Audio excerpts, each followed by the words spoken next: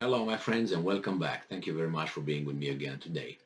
Earlier, I posted a video talking about 30 missiles launched by the Russian army, and some of them launched in the southern of Ukraine, some of them launched and hit targets in the north part of Ukraine, some of them launched from Belarus territory, which, as I mentioned in the previous video, would definitely give the right to Ukrainians to hit Belarus territory, just using the same logic as when the Ukrainian airplanes, fighter jets, ran away from the war into Romania, and then they went back to fight. The Russians said the Romanian airfields would be fair game if that happens again.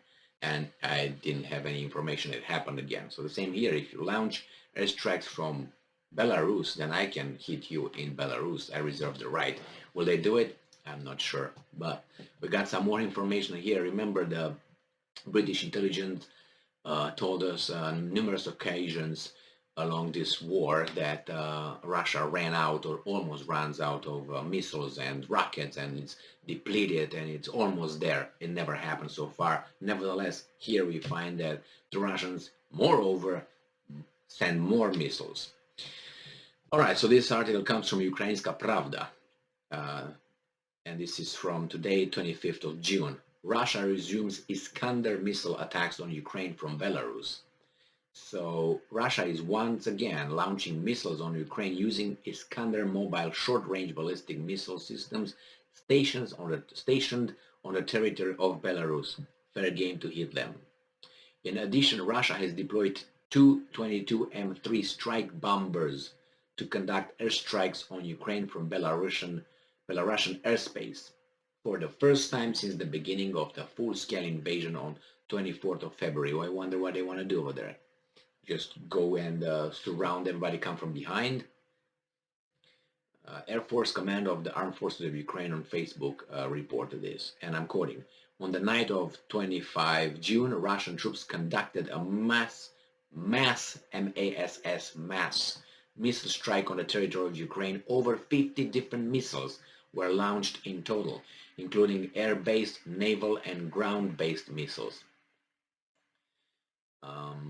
So I guess that's not going to end, right? They still have missiles, or are these the last ones? UK intelligence, what do you think?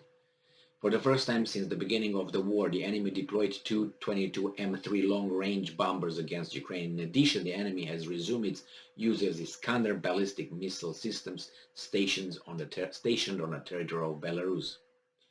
The Air Force Command reports that the Russians have directed Kalibr ship-launched missiles at targets in western Ukraine. On the northern front, Russian forces launched X-22 missiles from two 22 M3 planes and fired ground-to-ground missiles from Iskander and Tochka U missile systems. On the southern front, Russia occupying forces launched Oniks missiles from a Bastion missile system. Unbelievable. They use everything except one. The Air Force Command of the Armed Forces of Ukraine said that X-22 Oniks and Iskander missiles are extremely difficult to intercept using the air defense system at Ukraine's disposal. That means, hey, West, provide us with some. That's the whole thing over there. Give us. See, they're hitting us. We're sitting ducks, which might be.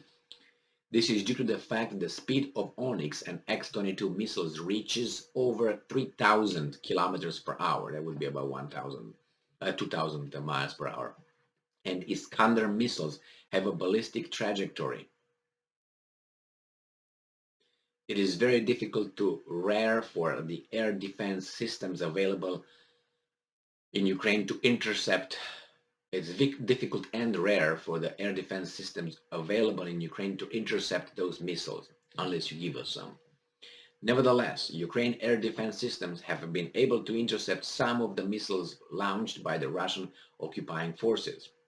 And we have some, says here previously, on the morning of June 25th, Russian forces launched around 30 missiles on military sites and facilities in Zhytomyr Oblast, killing one soldier. That's the There is the article that I discussed in the previous video today, the 30 missiles launch. According to PIVNIC, Operational Command, which is North Operational Command, Chernihiv Oblast came under a massive missile attack at about 5:00 on the 20 a.m. on 25th of June from the territory of Belarus. 20 missiles were fired on the village of Desna from planes and from ground. And then Maxim Kozitsky, head of the Lviv Oblast military administration, said that 4 Russian missiles hit the Yavoriv district of Lviv Oblast. 2 other missiles were intercepted. Ukraine's chief intelligence directorate said that the attacks are linked to the Kremlin's attempt to drag Belarus into the war with Ukraine. Could be, but why would they want? Because then the other ones could say, oh, then it's fair game for us to have troops in there if you drag them in, right? So I don't think that's going to benefit Russia. So che bono in this case is not really exemplified or defended or by Ukraine chief intelligence.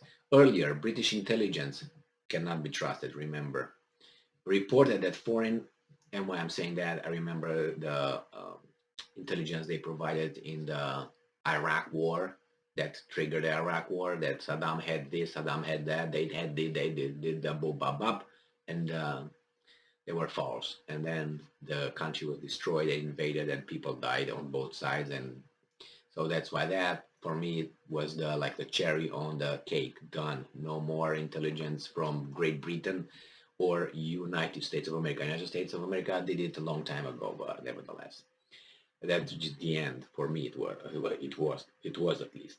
So earlier, British intelligence reported that from early June, Russia top command is likely to remove several generals from key operational positions. Well, I don't believe anything what you say, so why should I even continue with that? Because it's just propaganda. Even if it's true, it's too late. It's like the kid who cried wolf too many times. The same here.